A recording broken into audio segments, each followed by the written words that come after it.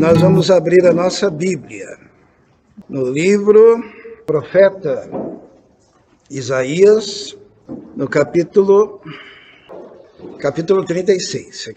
A semana retrasada, nós falamos de um isolamento que houve, isto é, de um estado de sítio em Jerusalém. E no final, nós estudamos o livro de Lamentações de Jeremias, o povo acabou sendo levado para o cativeiro. Esse aqui é um outro estado de sítio, outro isolamento que houve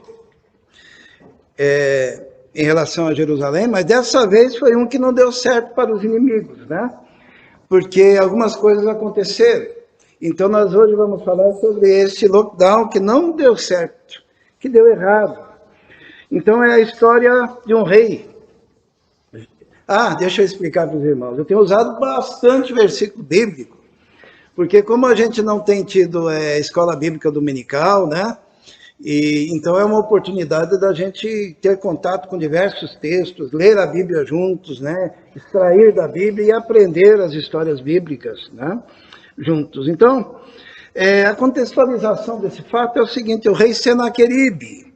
O rei Senaqueribe, ele foi rei da Assíria. Qual que é a capital da Síria? A gente já estudou isso, A capital da Síria é Nínive, Capital da Assíria. Nínive, que era uma grande cidade, A gente ainda vai estudar o profeta Jonas quando ele foi para Nínive, mas hoje não é o caso. Nós vamos ver esse grande rei. E era um rei poderoso. E a cidade, ou melhor, o povo da Assíria, os reis da Síria eram muito orgulhosos, arrogantes. E eles gostavam de anotar tudo. Então, os documentos encontrados pelos arqueólogos comprovam essa história. E tem lá um escrito dessa época que diz assim: e eu tranquei o rei Ezequias como um pássaro na gaiola.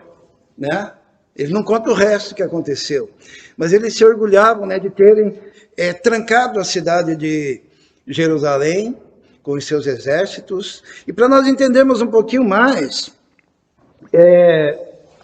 havia dois reinos, a gente já estudou sobre isso, o reino do norte e o reino do sul. E o reino do norte, que era Israel, eles já tinham sido levados cativos, e tinha ficado lá na região o reino do sul, que era Judá, E Senaqueribe era aquele rei que tinha um grande exército. Eles estavam conquistando tudo que havia na região. E quando olhavam para Judá, e em especial para Jerusalém, era uma coisica de nada, Era assim, tanto quanto os soldados chegaram lá na região e viram, eles pensaram: mas é contra isso que nós vamos lutar? É contra esse povinho fraco. Outra coisa sobre Senaqueribe e o exército de Senaqueribe é que eles eram cruéis. Quando eles conquistavam um povo, eles os transformavam em tributários, Ou você paga um imposto muito alto, muito pesado, eram praticamente escravizados, ou eram levados literalmente como escravos.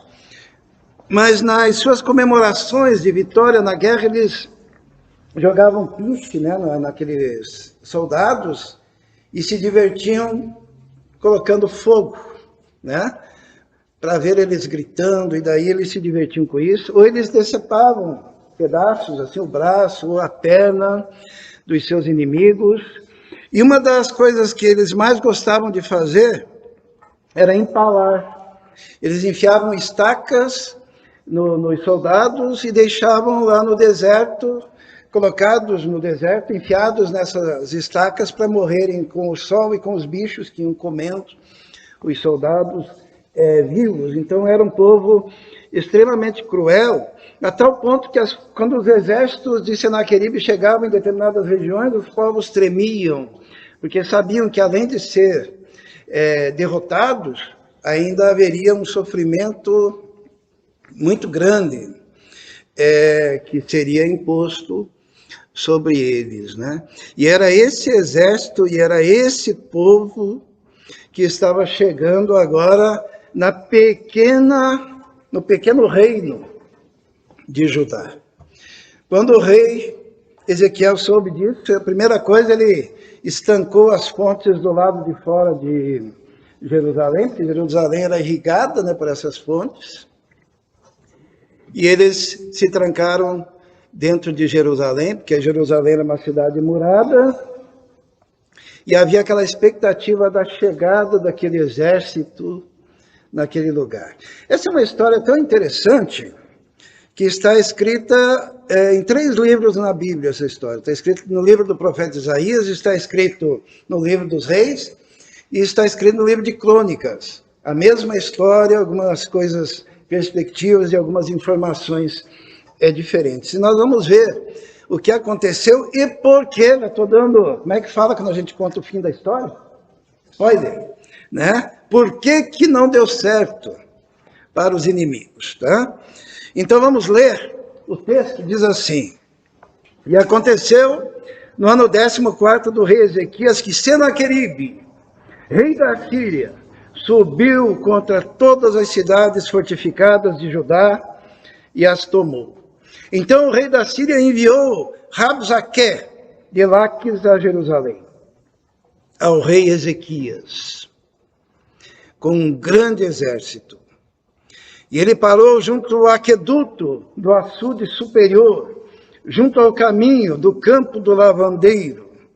Então saíram a ter com ele Eliaquim, filho de Ilquias, o mordomo, Sebna, o escrivão, e Joá, filho de Asaf, o cronista. Então o que aconteceu? Chegou o exército, cercou Jerusalém, e daí o rei, ele mandou 3 homens lá para negociar, para conversar, né? E vamos ver o que aconteceu. Motivos porque esse lockdown não deu certo para os inimigos. Primeiro motivo foi a arrogância contra o Deus de Israel. Irmãos, isso é ponto pacífico.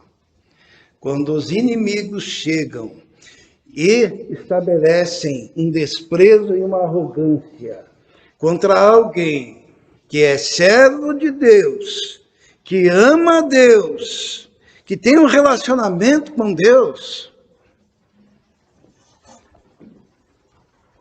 e o inimigo pega e foca justamente na sua fé, no seu Deus, para desprezá-lo. Olha só o que aconteceu. E Rabsaque, que era o emissário de Senaqueribe, lhes disse: ora, dizei a Ezequias, assim diz o grande rei, o rei da Síria, que confiança é esta em quem espera? Bem posso eu dizer, teu conselho e poder para a guerra são apenas palavras. Em quem, pois, agora confias que contra mim te rebelas? Eis que confias no Egito, aquele bordão de cana quebrada, o qual, se alguém se apoiar nele, ele entrará pela mão e o furará. Assim é Faraó, rei do Egito, para com todos os que nele confiam. Porém, se me disseres, no Senhor nosso Deus confiamos, porventura não é este aqueles cujos altos e altares Ezequias tirou e disse a Judá e a Jerusalém: perante este altar adorareis? Ora, pois, empenha-te com meu senhor rei da Síria, e dar-te-ei 2.000 cavalos, se tu puderes dar cavaleiros para eles. Como, pois, poderás repelir a um só capitão dos menores servos do meu senhor, quando confias no Egito, por causa dos carros e cavaleiros? Agora, pois, subi eu, sem o Senhor, contra esta terra, para destruí-la. O Senhor mesmo lhe disse: sobe contra esta terra e destrói-a. Então, Rabsaque, ele disse assim: no que você está confiando? Se é no Egito, o Egito é uma cana quebrado. Se você se apoiar no Egito, você só vai se machucar. Mas pior ainda, se você confia em Deus, você mesmo, rei, foi quem mandou tirar todos os altares e construiu apenas um altar ao seu Deus. E agora você quer que esse Deus de um só altar, ele te defenda? Esse foi o primeiro grande erro de Senaqueribe. Ele veio contra o povo de Deus, só que ele veio falando mal de Deus e que nesse Deus não se podia confiar. Sabe, quando você mexe com Deus, a palavra de Deus diz assim: Deus não se deixa escarnecer. Deus é fogo consumidor. E esse rei Senaqueribe, ele disse, mesmo que você confie no exército do Egito, não vai te ajudar. Mas se é em Deus, a sua confiança é vã. Quantas vezes nós nos sentimos assim, né? Pessoas desprezando a nossa confiança em Deus, o nosso amor a Deus, a nossa relação com Deus, o motivo de nós orarmos, o motivo de nós buscarmos ao Senhor. E as pessoas meneiam a cabeça e dizem, poxa, está confiando em Deus, deveria era se apoiar em outra coisa. Mas quando fazem isso, eles estão afrontando o Deus no qual nós confiamos e conhecemos.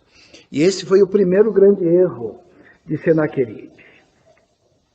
Segundo, foi o desprezo para com o povo de Deus e a sua fé.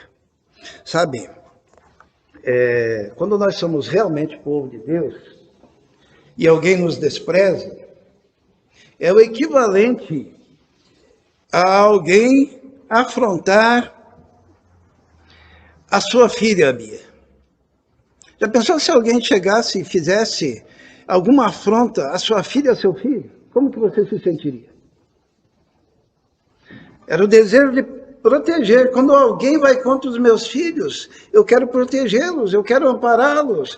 Quando os meus filhos estão sendo injustiçados, eu quero fazer alguma coisa para ajudá-los.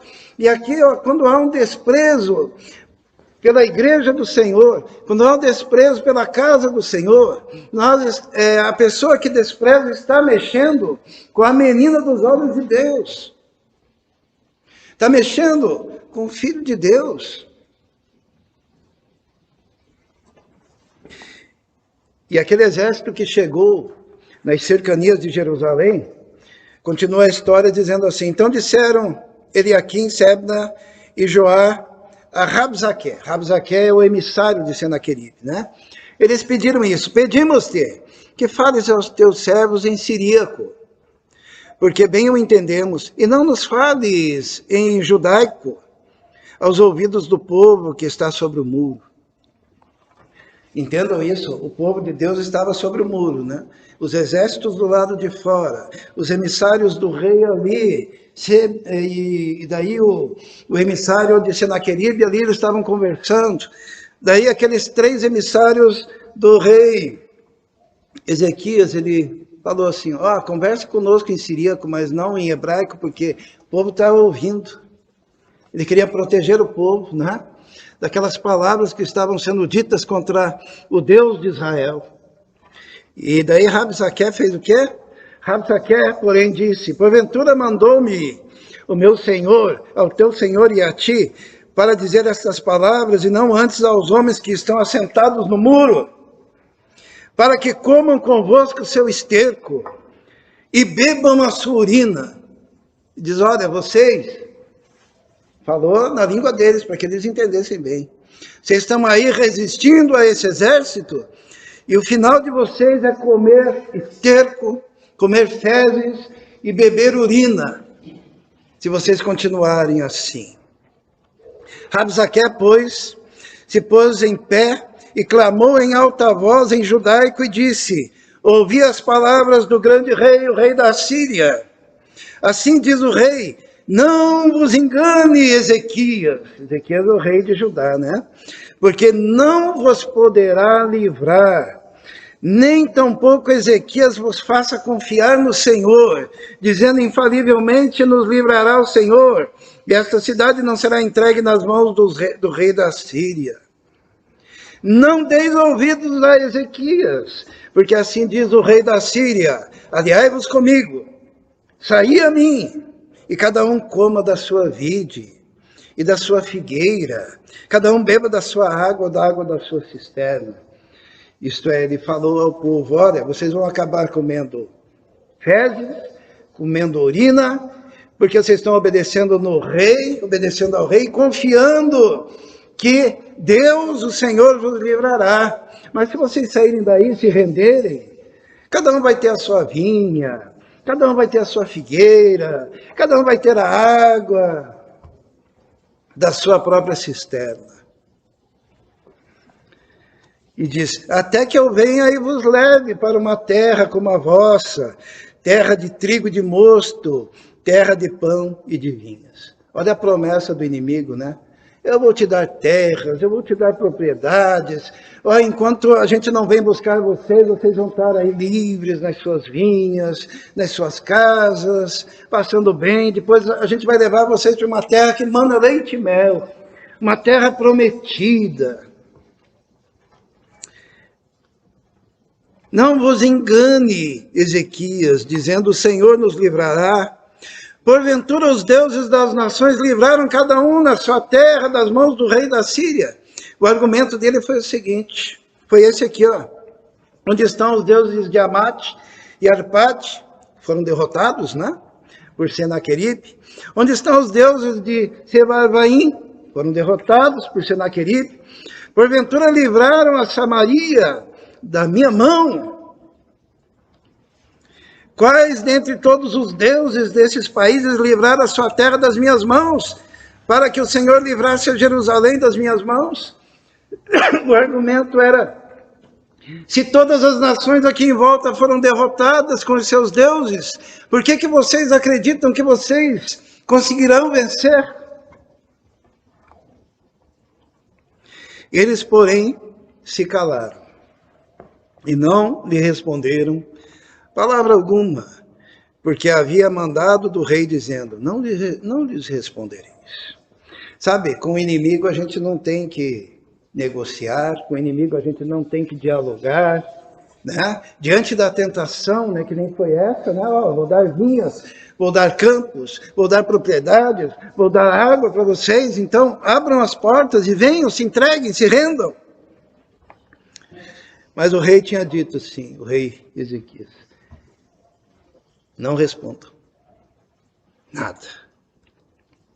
Então Eliaquim, filho de Ilquias, o mordomo, e Sebna, o escrivão, e Joá, filho de Asaf, o cronista, aqueles 3 emissários, vieram ao rei Ezequias com as vestes rasgadas. Se rasgava as vestes por indignação, por tristeza, por dor.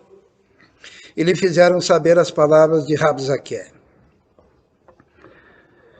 Chegaram ao rei e falaram: rei, é assim que está acontecendo.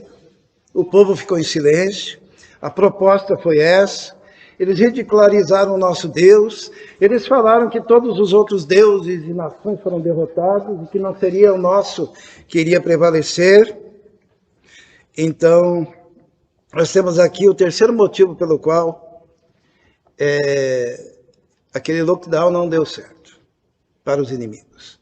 Eles afrontaram homens que dependiam de Deus e que sabiam do poder da oração. Sabe, uma coisa é você mexer com quem não tem relação com Deus.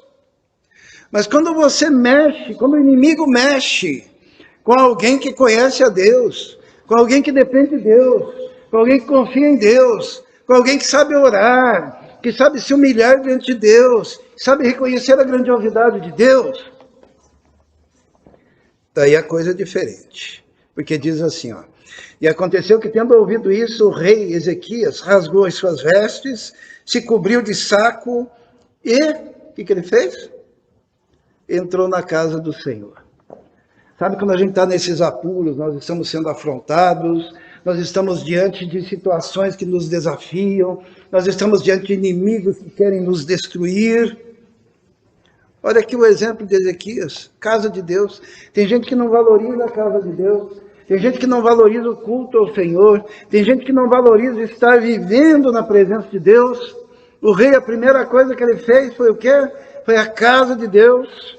E ele entrou lá, e diz a palavra, então enviou Eliaquim, o mordomo, e Sebna, o escrivão, e os anciãos dos sacerdotes, cobertos de saco, ao profeta Isaías, filho de Amós. Olha o rei, o que ele fez? Ele entrou na casa do Senhor, e aqueles mesmos emissários que ele tinha mandado lá, para ver o que o exército inimigo tinha a dizer, ele pega e diz, agora vocês vão até o homem de Deus, até o profeta Isaías. Era um rei que sabia orar, que mandou chamar um homem de Deus que também sabia orar. E aí está a diferença, sabe? É interessante que quando a gente está em apuro, são duas coisas que a gente faz, né? A gente quer ir na igreja e o que mais? Quer conversar com o pastor, né? E daí naquele momento, a gente pensa, eu vou pedir para nós juntos buscarmos a Deus, para ouvirmos a vontade de Deus e sabermos qual é o propósito de Deus. Eles foram até Isaías e disseram-lhe, assim diz Ezequias, este dia é dia de angústia, de vitupério, de blasfêmias, porque chegados são os filhos ao parto, e força não há para dá-los à luz. Porventura o Senhor teu Deus terá ouvido as palavras de Rabsaqué, a quem o rei da Assíria, seu senhor, enviou para afrontar o Deus vivo, e para vituperá-lo com palavras que o Senhor teu Deus tem ouvido. Faz oração pelo remanescente que ficou. E os servos de Ezequias foram ter com Isaías. Sabe, isso é muito importante. Eu tenho o costume de orar assim, sabe? Sabe quando alguém fala mal de mim, é muito comum falar mal de pastor, né? Quem aqui já falou mal de pastor? Não precisa levantar a mão, não. É muito comum. Mas quando alguém fala mal de mim, sabe o que eu faço? É interessante o jeito de orar. É mais ou menos assim. Eu digo assim, Senhor, o Senhor está ouvindo? O Senhor está ouvindo? Será que Ele está ouvindo? Hã? Senhor, o Senhor está ouvindo o que estão falando? Foi basicamente o que o rei disse. Ó, vai lá e diga para Isaías. O que Deus tem a dizer sobre isso? Ele está ouvindo essas palavras que falaram contra ele. E olha, isso é uma coisa interessante. É quando você coloca Deus na história. Porque às vezes você mesmo quer resolver, né, na força do homem. Mas daí você pega e diz, chega assim, Senhor, o Senhor está vendo o que estão fazendo contra nós? Nós. Quem que é nós? Eu mais o Senhor. Entende? Isto é, a batalha já não é sua. E de repente você tem alguém que tem capacidade de vencer aquela batalha. E eles afrontaram, então, por isso não deu certo, eles afrontaram homens que criam na palavra do Senhor, mesmo contra todas as probabilidades. Isto é, não havia a menor possibilidade deles vencerem essa guerra. Não havia a menor possibilidade. A nação que vinha contra eles eram homens experimentados na guerra, violentos, que eram uma potência mundial daquela época, vindo contra praticamente um vilarejo. Não havia a menor possibilidade deles vencer. Só que aqueles homens, Isaías e Ezequias, eles eram homens que criam no que Deus falasse. E Isaías lhes disse, assim direis a vosso Senhor. Assim diz o Senhor. Essa é a mensagem de Deus através de Isaías. Não temas, à vista das palavras que ouviste, com as quais os servos do rei da Assíria me blasfemaram. Eis que eu porei nele um espírito, e ele ouvirá um rumor, e voltará para a sua terra. E falo-ei cair morto a espada na sua terra. É Deus falando aqui. Não temas. Porém nele um espírito, e ele ouvirá um rumor. É interessante esse método de Deus, que ele se repete na Bíblia, né? Às vezes tem aquele exército enorme lá, e daí Deus faz o exército ouvir um barulho de um exército muito maior, e daí aquele exército que está lá morre de medo e sai correndo, mas na verdade não havia outro, né? É quase que uma ação na mente e no coração do outro exército. Hoje em dia estão querendo fazer guerra desse jeito, né? Que é a indução através de mecanismos que afetam a mente do exército inimigo. Mas não vou falar sobre isso.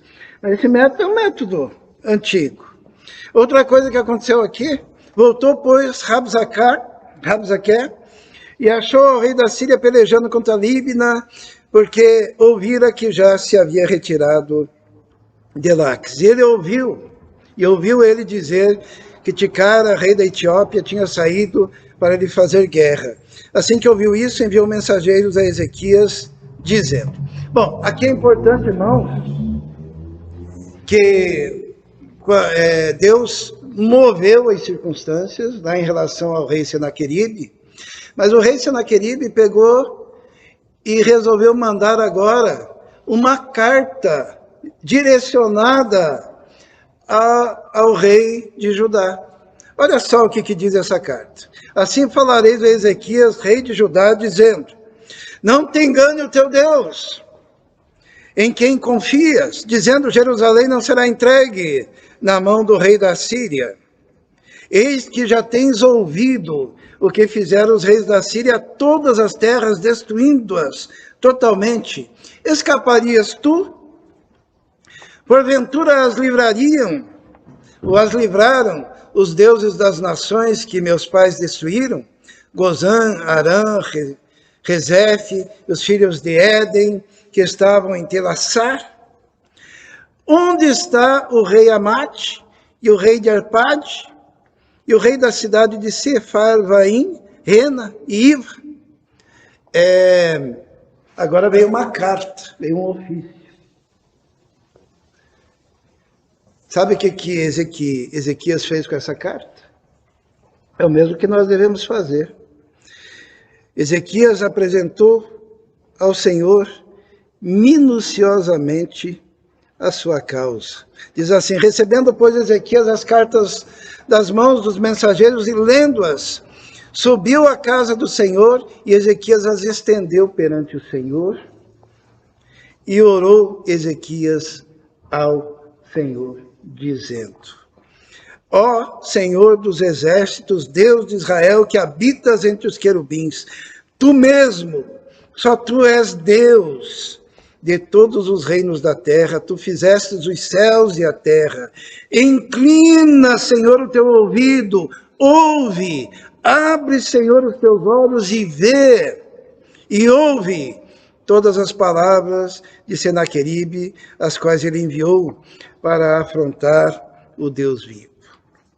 Verdade é, Senhor, que os reis da Síria assolaram todas as nações de suas terras e lançaram no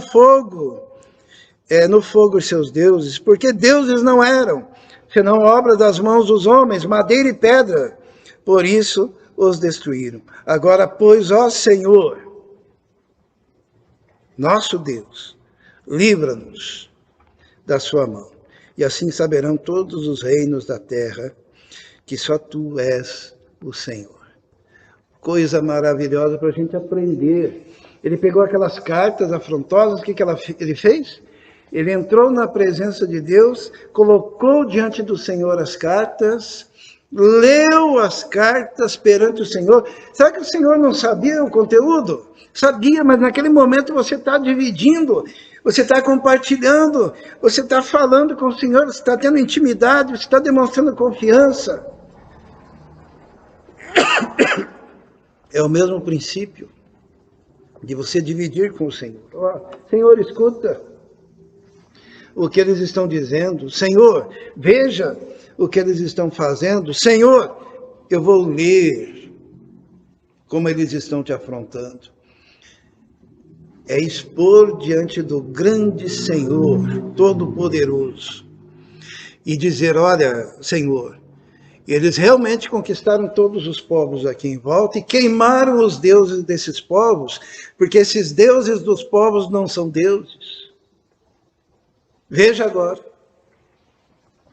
E aconteceu o seguinte, o Senhor assumiu para si aquele problema e disse, portanto assim diz o Senhor, acerca do rei da Síria, não entrará nessa cidade, isso é o decreto de Deus, não entrará nessa cidade, nem lançará nela flecha nenhuma, tampouco virá perante ela com escudo, ou levantará trincheira contra ela. Pelo caminho por onde vier, por esse voltará. Porém, nesta cidade não entrará, diz o Senhor. Porque eu ampararei esta cidade, livrá-la-ei por amor de mim, e por amor do meu servo Davi. Sabe o que acontece aqui, irmãos? Deus falou, eles não vão sequer atirar uma flecha. E eles vão voltar pelo mesmo caminho que vieram, os demais.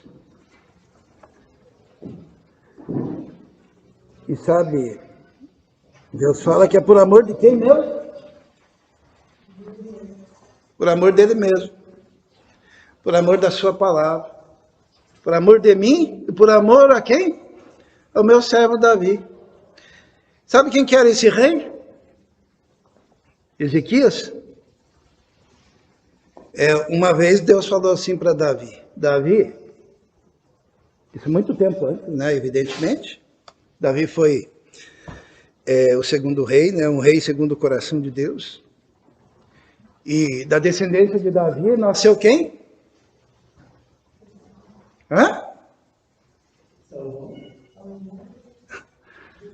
Jesus, se fizer a linha genealógica, Jesus é filho de Davi. E aqui nessa época tinha um descendente de Davi, que era rei, porque Deus tinha falado para Davi, nunca faltará rei da sua descendência, Davi. E estava esse aí. Porque Deus, quando faz uma promessa, ele cumpre. Se você olhar a genealogia de Jesus, adivinha quem que vai estar lá? O rei. Esse rei, Ezequias. Daí, por amor a mim e por amor ao meu servo Davi, para cumprir a minha palavra, a promessa. E o tempo se estende, então eu vou resumir o que aconteceu. Quando a gente lê nos outros, né, lá em Crônicas, em Reis, em Isaías, que essa história está nesses 3 livros, a palavra de Deus diz que Deus mandou quantos exércitos contra aquele exército de Senaqueribe? Quantos exércitos celestiais? Não. Deus mandou um anjo. Deus mandou um.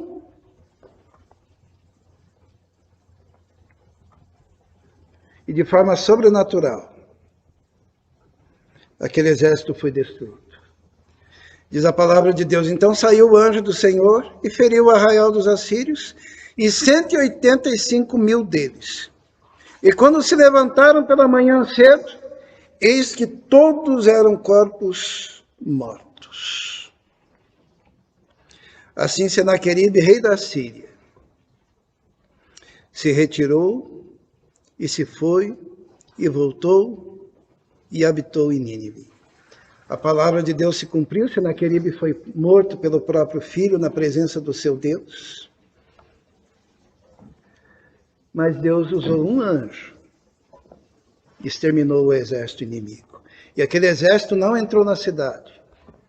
E aquele exército não atirou sequer uma flecha. Por causa do decreto de Deus. E porque nós temos um Deus que é todo poderoso e que pode solucionar qualquer problema. Ele é o Deus dos impossíveis. E a ação de Ezequias, qual foi? Ezequias confiou. Ezequias entrou na casa de Deus. Ezequias se associou ao profeta Isaías em oração. Ezequias se humilhou diante do Senhor, leu as cartas diante do Senhor e disse: veja o que está acontecendo, Senhor. E Deus disse: deixa comigo. Está tudo resolvido. Talvez estejamos enfrentando uma situação assim, né? Um inimigo ferrenho cercando a nossa casa, cercando a casa dos nossos filhos, cercando-nos de perigos terríveis e humanamente parece que não há solução. E Deus, com essa palavra, nos convida a nos humilharmos perante Ele e falarmos francamente: Senhor, olha só. É contra o Senhor que eles estão pelejando. E eu sou teu servo. Eu sou teu filho. Atende a minha causa. Porque Deus não precisa de um grande exército, ele basta dizer: vai lá e resolve. Um anjo. Porque ele tem todo o poder sobre todas as nações da terra, sobre todos os criminosos da terra. A gente está enfrentando no Brasil, né? Tem um carinha lá, escondido, não sei se já prenderam, um bandido, e 500 soldados, né? Que já estão há 12 dias atrás dele. Mas tem alguém que sabe exatamente onde está o tal do Lázaro. E Deus pode dizer: se eles não conseguem resolver, eu vou mandar meu anjo. Tudo se resolve confiando no Senhor, nosso Deus. Amém? Vamos orar. Santo e eterno Deus, muito obrigado porque temos este grande privilégio de sermos servos do Senhor, de sermos pessoas que confiam no Senhor, que têm a vida entregue nas tuas mãos. Por isso abrimos o nosso coração diante do Senhor agora. E em especial queremos agradecer porque o Senhor já tem cuidado de cada um de nós. Mas peço também a Deus por aqueles que estão com dificuldades, porque sabemos que não há nada difícil para o Senhor. Não existem impossibilidades para o Senhor. Pedimos que o Senhor haja nessa circunstância, nesse problema, nessa batalha, nessa luta, que, porventura, alguém esteja enfrentando neste momento. Em nome de Jesus. Amém.